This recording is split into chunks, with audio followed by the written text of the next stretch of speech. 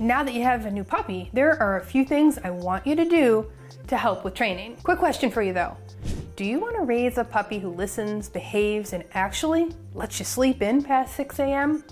Sounds like a dream, right? Well, stick with me here on this channel because I'm going to help you with all of that. Today though, I'm going to share 5 essential things your puppy needs to learn, and trust me, these are game changers. Honestly though, there are a ton of things I want to teach you about puppy training, but these 5 are going to get you started. Now, before we dive in, if you're just doing your homework before bringing that puppy home, bravo! Being prepared can save you from a lot of sleepless nights and chewed up shoes. And if your little fluff tornado is already running around your house, don't worry.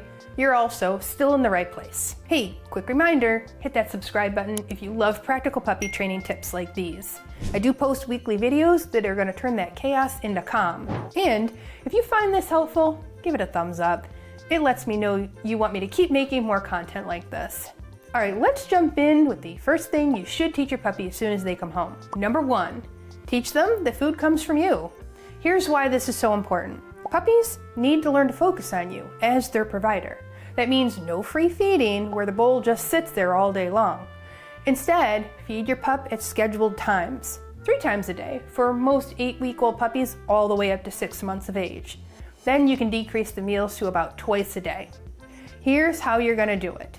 Put the bowl down for 10 to 15 minutes, and if they don't eat, no problem, just pick it up and wait until the next meal. This simple habit helps to build structure, helps with potty training, and gets your pup looking to you for all the good stuff. When you feed your puppy at set meal times, you're gonna help regulate their digestive system. Think about it like this. A puppy who knows food comes from you is way more likely to pay attention during training sessions. Plus, you're gonna get valuable insights into their bathroom schedule. Super helpful for avoiding accidents. Oh, and if you're wondering about treats and how to deliver them without getting your fingers nibbled off, I got a quick tip for you here. Hold the treat in a closed fist, then rotate your hand and open it flat like you're feeding a horse. Deliver it at their level so they don't have to jump. Easy, right? All right, if you want more information about puppy potty training, grab access to my free resource called the New Puppy Starter Kit. It's a digital resource with 4 videos on potty training and puppy socialization and 1 fun game you should be playing with your puppy right now called Puppy Pivots. There's also a mini resource packet in there for you. You can read up and use it to keep track of your puppy's schedule. All right, on to number 2, leash and collar confidence. Let's talk about leashes and collars here. You might notice that your puppy is scratching at their collar like it's the most annoying thing ever. That's not just discomfort, it's actually stress. Most pups don't love their leash and collar at first. So if your pup is biting the leash or scratching the collar, they're not alone. Here's how to fix that. You're gonna introduce the collar and the leash slowly and always pair them with something positive like treats or a quick game. The leash games can be found in our online puppy training program. I'll put the link down below for you to check out later. I want you to start with short sessions. Put the collar on for just a few seconds or a moment, reward your puppy with something they love, and then immediately take it off. By doing this, you're actually teaching your puppy to associate the strange objects with good things, not stress. And if your pup resists the leash at first, which is totally normal, just stay patient, reward small progress, and keep it fun. You may have to break the intro to leash and collar down into smaller steps. I do go over how to do that in greater detail in my puppy training program.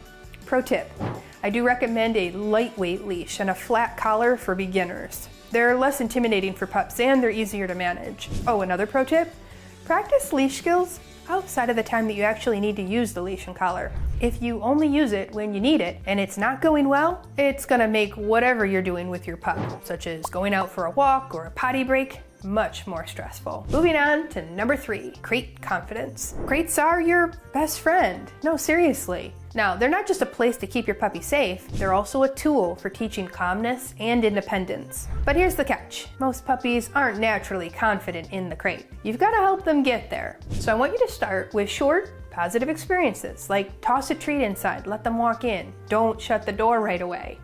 I want you to build up longer stays gradually. And here's a fun tip. Play the crate games from my program. There are 3 that you need to start with ASAP. My favorite is teaching your pup to wait calmly at the door until you give the release cue. We call this game the Let Me In. It's like teaching manners for the crate.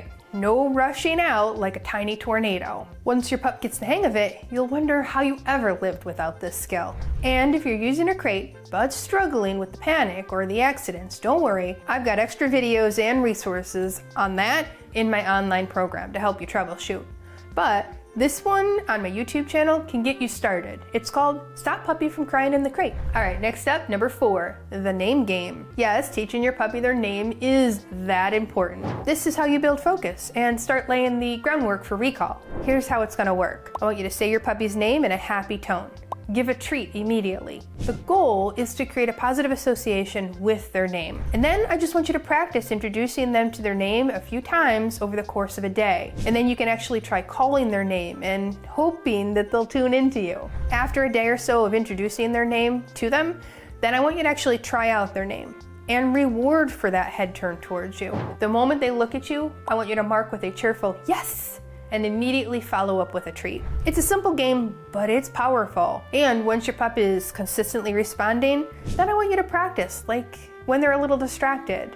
Maybe they're sniffing or exploring something. And don't forget, the goal is to make their name something positive and exciting, not something they associate with scolding. So never call their name to try to get them to stop something like chewing on the furniture. I don't tune in as well when people are yelling my name, and neither will your puppy. Using your pup's name in a negative way is going to definitely teach them not to tune into you, especially when you really need them to. Next up, number 5.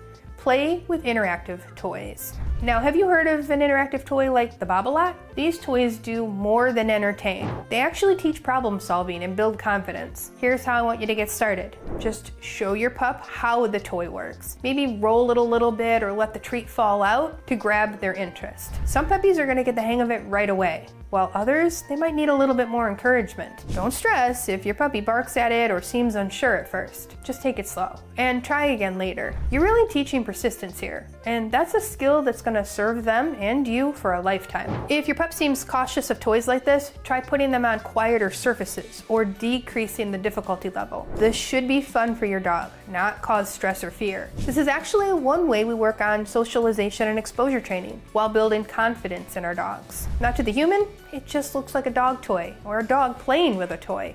But to your puppy, this is new, possibly scary, possibly confusing, maybe even a little frustrating at first. By introducing interactive toys, such as the Bobble-Lot or even the Kong Wobbler, you're setting the stage for a dog that's more confident and positively curious instead of shy and fearful. All right, it's your turn. It's time for some homework. Pick one of these 5 things: crate games, leash confidence, the name game, or introducing a new puzzle-like toy, and try it with your puppy this week. Then share your progress in my Facebook group, Puppy Training with Michele Lennon, using the hashtag #YouTubeHomework. And before you go, don't forget to subscribe. And check out this video right here, or here, wherever it is, for more puppy training tips. Thanks for watching, and remember, you've got this, and I'll see you in the next video. Are you loving this great info? If you love our stuff, please let us know. Leave us a comment, subscribe to the channel, share it with a friend, or use the super thanks. I'm always here if you need me. I am part of your puppy raising team after all. So just comment with any questions below, or you can join our awesome Facebook group, Puppy Training with Michele Lennon. And at the very least, tune into some awesome trainers like me to get advice from, like on this YouTube channel. You might want to bookmark our website too, which shares more about our online puppy training program.